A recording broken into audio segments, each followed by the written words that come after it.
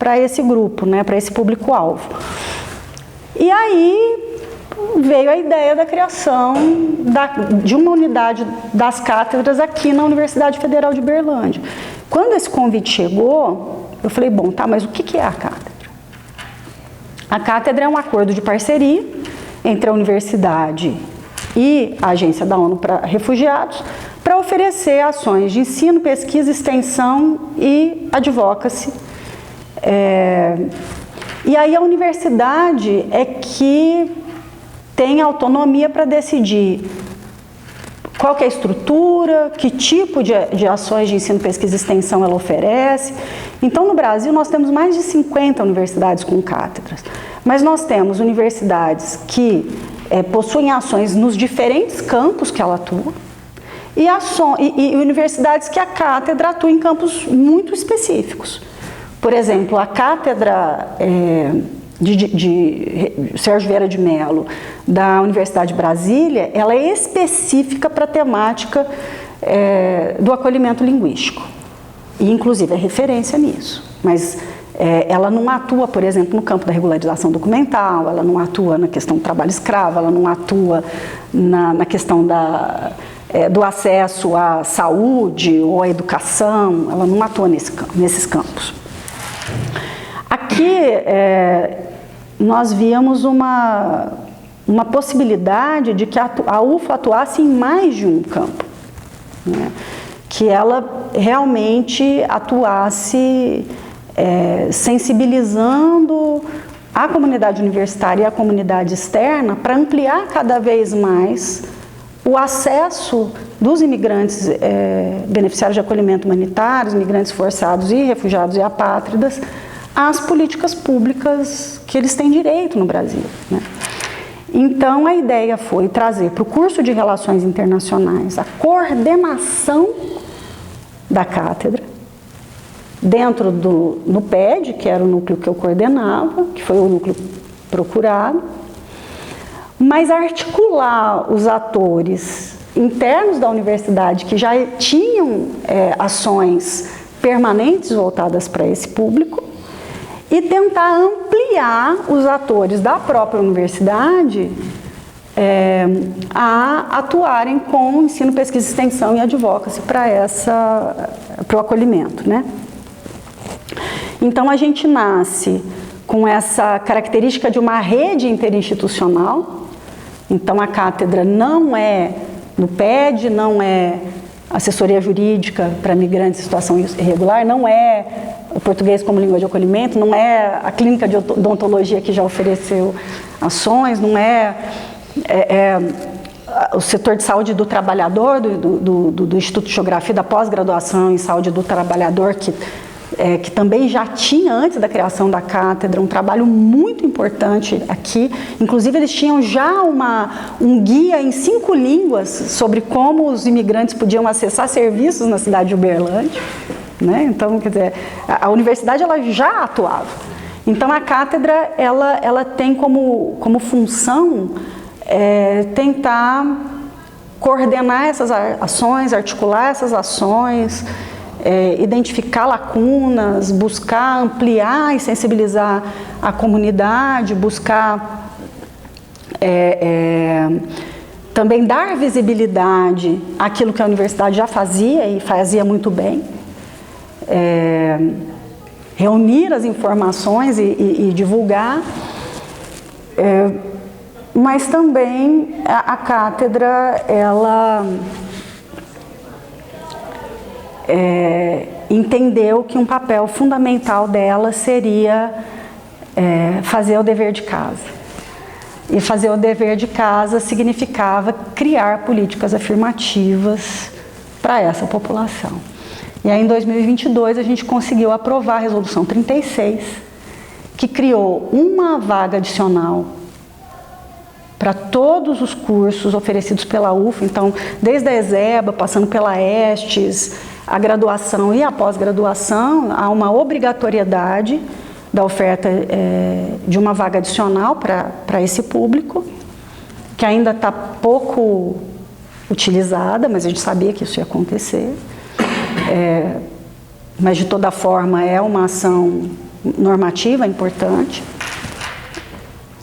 E também a facilitação do reconhecimento e a revalidação de diplomas de outras nacionalidades aqui na universidade. Então, a gente criou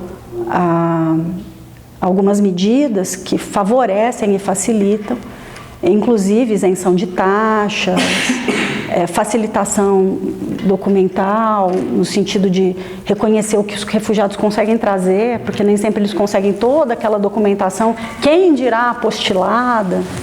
Então, criar outros mecanismos de avaliar e conseguir validar aqueles documentos, né? Então, a gente conseguiu essa aprovação e agora é um outro momento, né? Que depois da aprovação a gente precisa que essa norma se efetive de fato, né? E aí, disso depende também uma sensibilização interna, uma divulgação externa de que a universidade tem essas vagas e tem esse trabalho de facilitação do reconhecimento de diplomas.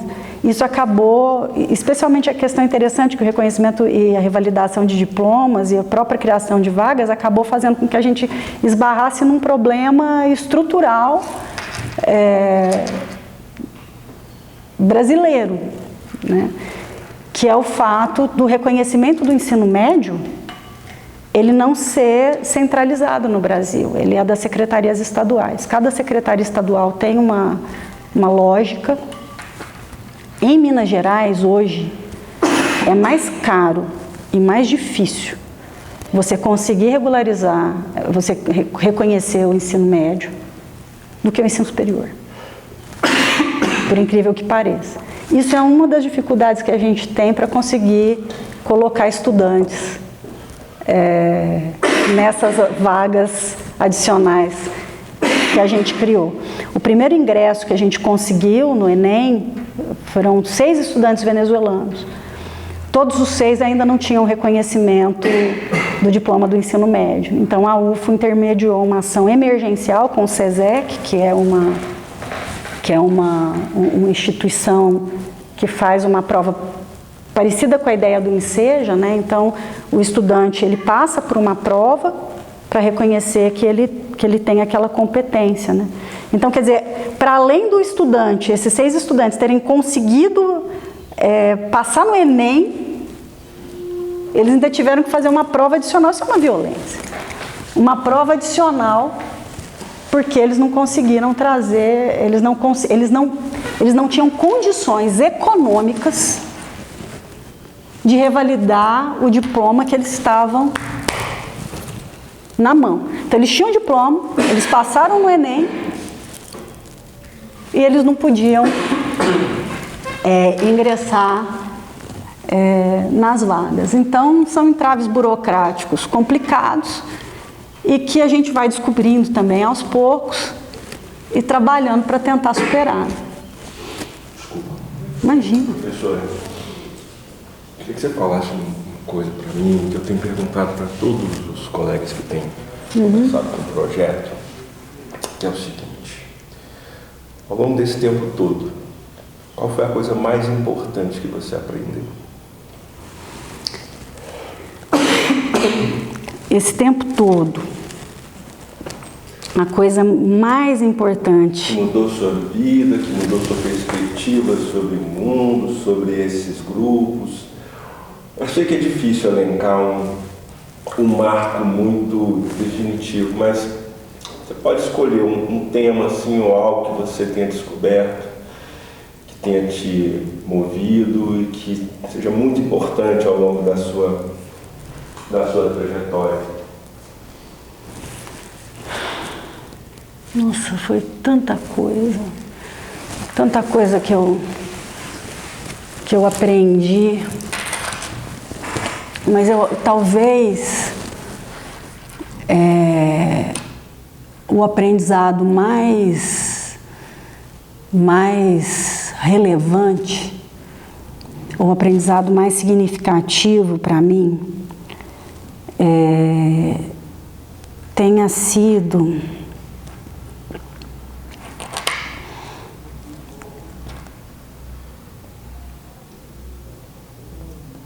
perceber como a invisibilização dos sujeitos, né, de alguns grupos, de algumas pessoas, ela é intencional. Ela é intencional. E como é difícil superar alguns mitos e algumas falácias. Por exemplo, no caso dos imigrantes internacionais, né, o mito de que o Brasil é um país acolhedor. Não é. Ele não é nem um pouco acolhedor. Ele pode ser acolhedor para determinados grupos e não para outros grupos. Então, alguns migrantes vindos de países desenvolvidos, eles são muito bem acolhidos no Brasil. Mas os imigrantes em situação de vulnerabilidade, não. Como, apesar de nós sofrermos com as mesmas violências que os imigrantes vulneráveis sofrem no Brasil, quando nós vamos para fora e a gente critica isso, por exemplo, não é incomum que profissionais da área de saúde que vão para a Europa, eles comentem quanto a formação brasileira é superior do que a formação lá e como essa formação não é reconhecida. E claro, muitas vezes é em razão da própria cultura educacional dos países, e essas culturas são tão diferentes e alguns não conseguem perceber a riqueza de formação. E quando você vai lidar com esses mesmos profissionais, né? Eu estou dando um exemplo dos profissionais de saúde, mas eu poderia estar dando um exemplo de profissionais do campo das exatas, ou mesmo das humanas. Né? A gente acha que não, as humanas, não, ixi, né? Mas aí você ouve o seguinte, né? A formação dessas pessoas que vêm para cá é muito frágil. Será que a gente pode realmente reconhecer esse diploma? A gente pode realmente permitir que essas pessoas trabalhem aqui nesses campos, né? E aí você para e ouve, né? Como que nós podemos chamar para nós o direito de avaliar a formação oferecida em lugares que a gente não conhece, né? Acho que a verdade é essa. Então,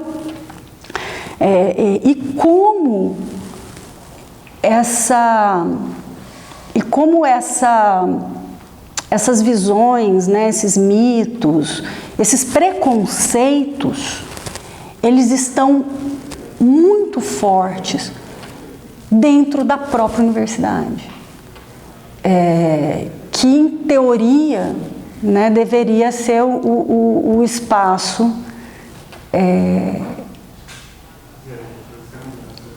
que a gente busca evidências, né, para afirmar determinadas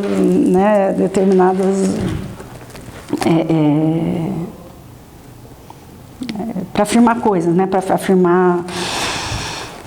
Então, eu acho que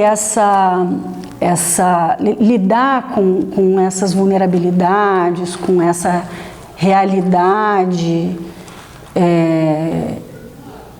me fez pensar nos meus próprios valores, na forma muitas vezes enviesada que o mundo é apresentado para nós e a gente assume, né, na dificuldade de superação de barreiras que aparentemente são simples, são puramente burocráticas, mas que no fundo elas têm relação com a dificuldade do ser humano de lidar, entender, respeitar, acolher as diferenças. Eu acho que é isso. Deixa eu só ver se eu estou um pouquinho aqui. Eu não posso deixar você embora sem te fazer pelo menos mais uma questão.